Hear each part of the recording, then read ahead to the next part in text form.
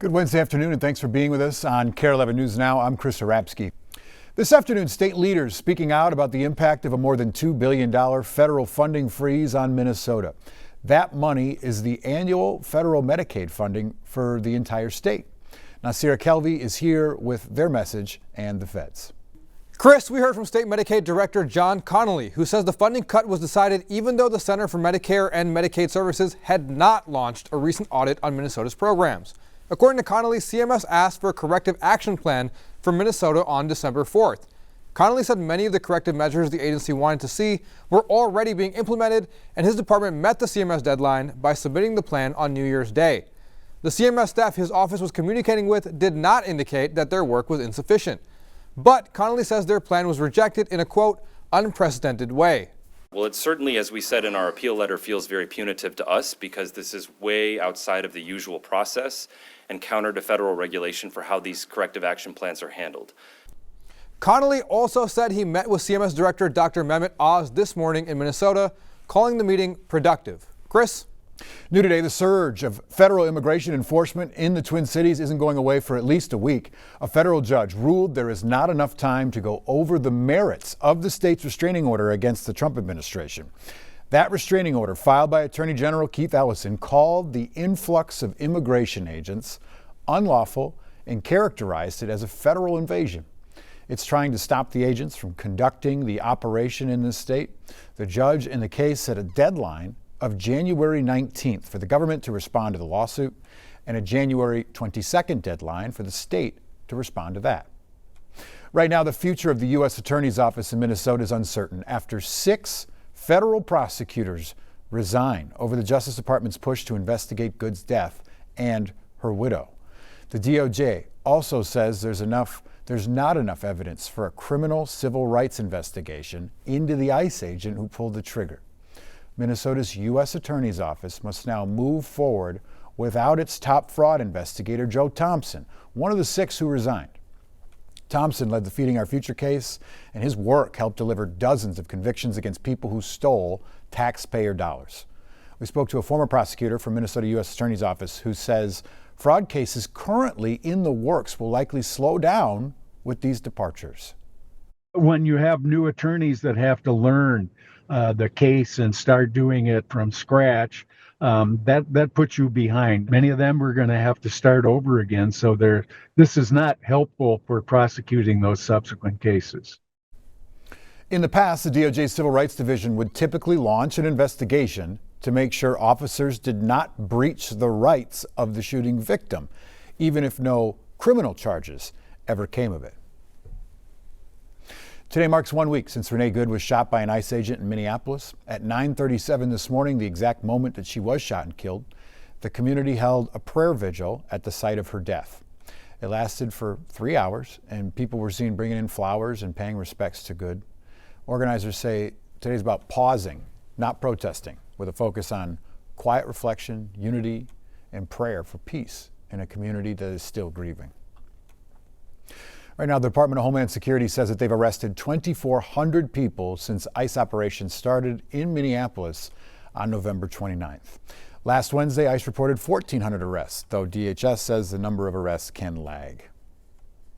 More student walkouts taking place today in Minnesota. Over the last several days, students at high schools across the metro have been protesting ICE's presence in their communities. This afternoon, students of St. Paul Public School District and Humboldt Secondary are taking their voices to the state capitol.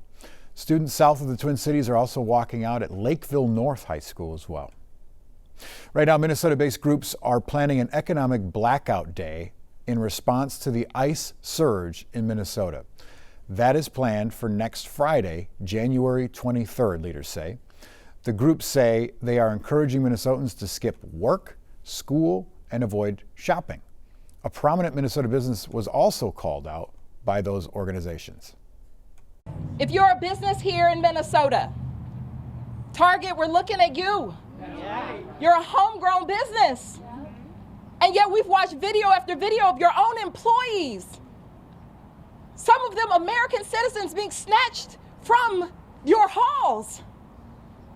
Stand up, speak out. Faith leaders say the Ice Out Day will also serve as an opportunity for prayer and reflection for those participating. Today, we're learning new updates about an encounter between ICE agents and employees at the Richfield Target last week that she was mentioning. Multiple people were arrested. The events captured on multiple witnesses' cameras. Employees can be heard shouting at the federal agents in the videos that we obtain before an agent quickly moves toward one of the employees. Homeland Security says one person was detained because they assaulted an agent. But State Representative Michael Howard, who covers Richfield and who has spoken to both employees, says after their conversation, the two people detained says that's not true. What I would say is folks can believe their own eyes. There's plenty of video that showed these workers violently being arrested. Greg Bavino himself is the one that asked these workers, are you U.S. citizens? Bavino is the Border Patrol commander. Howard says his understanding is one of the employees was dropped off in a nearby Walmart parking lot. Hours later, there's video of him crying to a stranger and bleeding, saying that ICE hurt him when they released him. We've reached out to Target for a comment, but we've been told there is no statement coming from the company on ICE activity. Happening today, people in Washington County pushing back on reports of a planned ICE immigration detention center in Woodbury. The City Council also discussing that plan tonight. It involves turning a 500,000 square foot warehouse into a detention center that can hold up to 1,500 people. Jennifer Hoff is breaking down the concerns. Good morning. People packed Tuesday's Washington County Board meeting. We had over 200 people. The most Yes. Commissioner Carla Bigham has ever seen in the 7 years she's served, pushing back against a reported proposal to turn a warehouse there into an ICE detention facility. We must pursue every possibility, no matter how small, to push back. Details first emerging last month in the Washington Post, alleging the Trump administration wants to convert warehouses into large-scale centers ahead of deportation and smaller processing sites to, quote, increase efficiency, including this industrial property in Woodbury that's for sale along I-94. What's happening here is a prototype for federal invasions elsewhere. Bigham says the board doesn't support the idea, even writing this letter to Minnesota's congressional delegation expressing their concerns, saying the area will lose tax dollars if the feds own the building. But most importantly, we can't afford it from a constitutional perspective, a due process perspective, and for sure, a humanitarian perspective. Last summer, the newspaper also reported the administration was eyeing a private prison that had long been closed in western Minnesota for the same reason. City officials there telling me its owner is pursuing a contract with ICE. The eyes of the nation are on Minnesota right now, and we are stepping up. Taking a stand in what some say are unsettling times. People, again, want to be heard and they want transparency. And I think that is what government should be doing.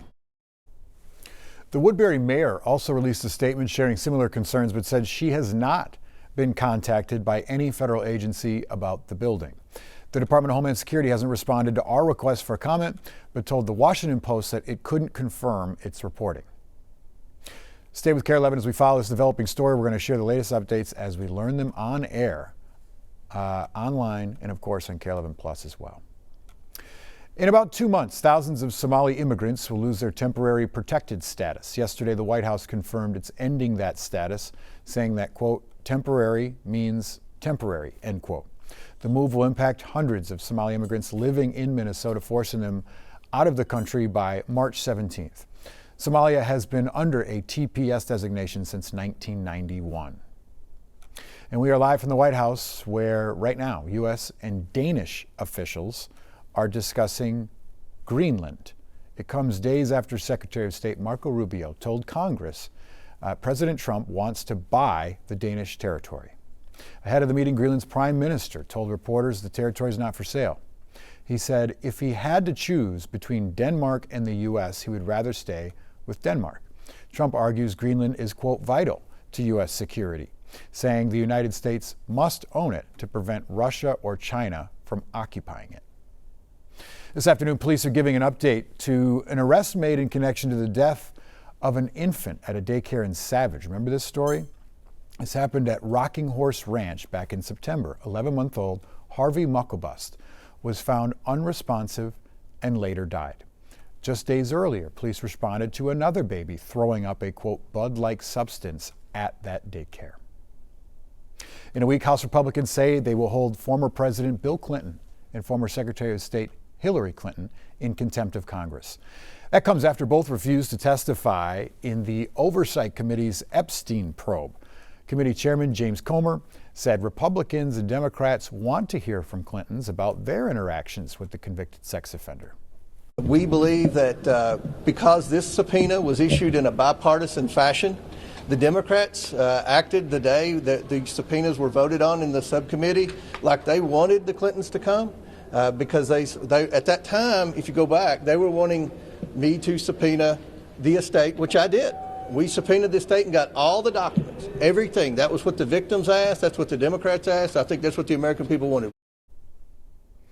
Today, Comer released a letter in which the Clintons' lawyers claim the subpoenas were, quote, invalid and legally unenforceable, end quote. Stick with us. We got more news and weather coming up after the break.